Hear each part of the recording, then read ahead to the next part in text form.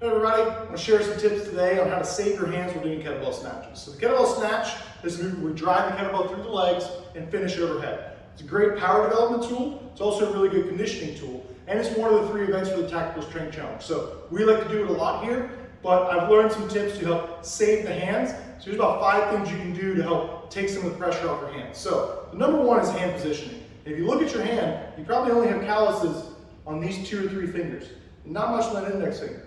And through regular weightlifting, we're really grinding with the weights and really grabbing the weights hard. We want to have a lot of crush grip out of these lateral 3 fingers. On the ballistic movements, our fast, high power ones, we almost want a looser grip. And you'll see this in weightlifting where we use the hook grip. So we're not actually gripping the bar tight. Well, we're not going to hook grip the kettlebell, but we will get this what we call an okay grip. So I really only want to grip with the index finger and the thumb. And the rest of them are going to kind of get this hook. So we're going to bias towards the thumb side of the kettlebell, really loop the index finger around and let it move in the hand. So I'm going to show you a few what that looks like. Index finger here, power up, rest of my hands are kind of loose at the top, swing down.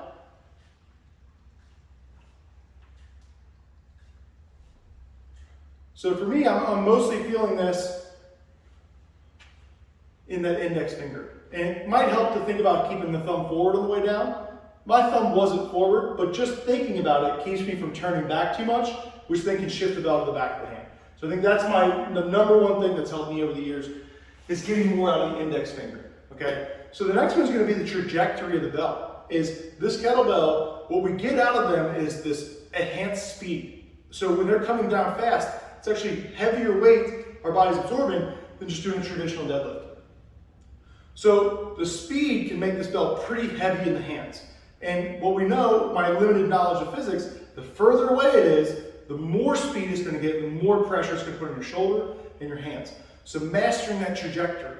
If we don't want to cast it and send it out, because that's a really long bell path, it also isn't going to benefit a move that we get to drive the weight up. So we were trying to find this little more vertical bar path and keep it close to the body. So Noah Maxwell, awesome kettlebell instructor, he has a tip of pull the blinds down fast. And I like that idea of keeping it down. We get here and we drive it up. So I'm going to try to keep it tighter to my body. So I'm going to show you 2 bad ones and then show you about 3 really good ones. And you kind of see the difference. So here. And that's what most people do. Now when we think pull the blinds down,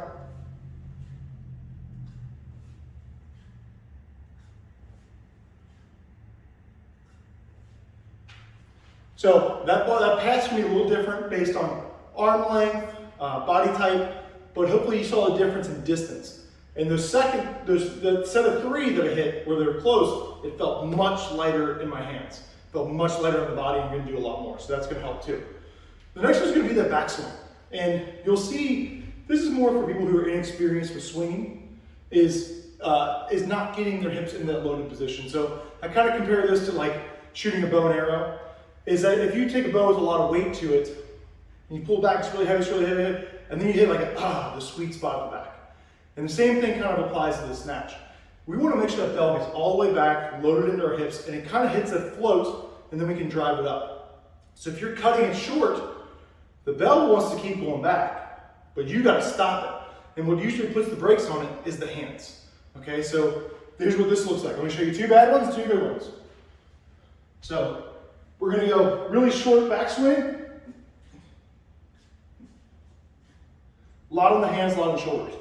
First, just let it go all the way back.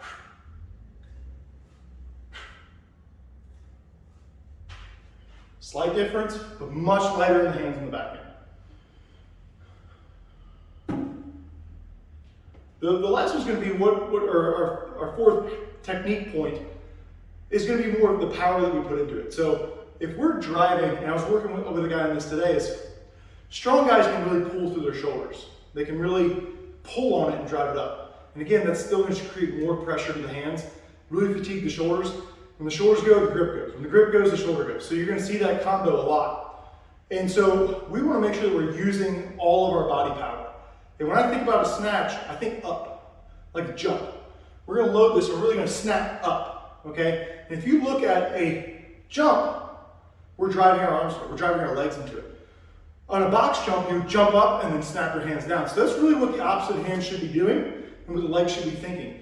Is instead of just snatching this kettlebell with no arm support, we want to get that arm snapping with us. It's going to make that bell just lighter. We're putting our whole body power, not just power through our hands into that kettlebell.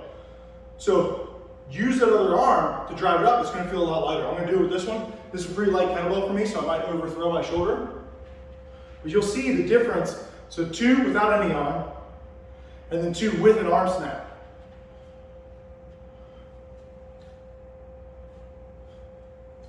Okay, normal, not bad. Now I'm going to get this other arm, and I'm going to think about jumping with my body. One more. So, this is a little weird, it's a light bell, I don't usually have to snap into that one. So, but big difference when it comes to heavy bells, especially when you get into those later minutes of the snatch test. We want to use the whole body to drive it up. So, the final point, it's not really a technique point, it's just kind of a hand care point. And that's keeping the calluses at bay. We don't want to pick them off because it's going to create uneven calluses. We don't want to shave them off because then you're going to get your baby hands again. But we want to make sure that they're not rough and they're kind of flat. So the best way, as Tim Allman kind of showed me this, is soaking the hands. I don't have a dishwasher at home, I'm the dishwasher, so whenever you can soak them and get them nice and soft where your calluses are kind of white, that's where we'll take some sandpaper and just sand them down. So soak them for about 10 minutes in warm water. Once you see those calluses turn white, just take sandpaper and just, for about 2 minutes, sand them off, take the other side, wash them off, and then sand a little bit more, and then wash it off. And you'll see a lot of those dry callus spots disappear. And then you want to throw like some coconut oil or some nice oil-based lotion on them and let them sit. And that will create a smoother hand, but you're not going to get rid of that deep callus. If we get rid of the deep callus, you're going to have smooth skin again and you're just going to blister. So we want to take care of the rough spots on the top of the callus, but not get rid of that deep callus, because we really need that to keep weightlifting. So hopefully that was helpful. It's a lot of tips, just kind of skimming over them. So if you need any more dive into those, shoot me a message. I'll be happy to make another video. But start there, save the hands, use that index finger more. You're going to get a lot more out of your kettlebell snatches.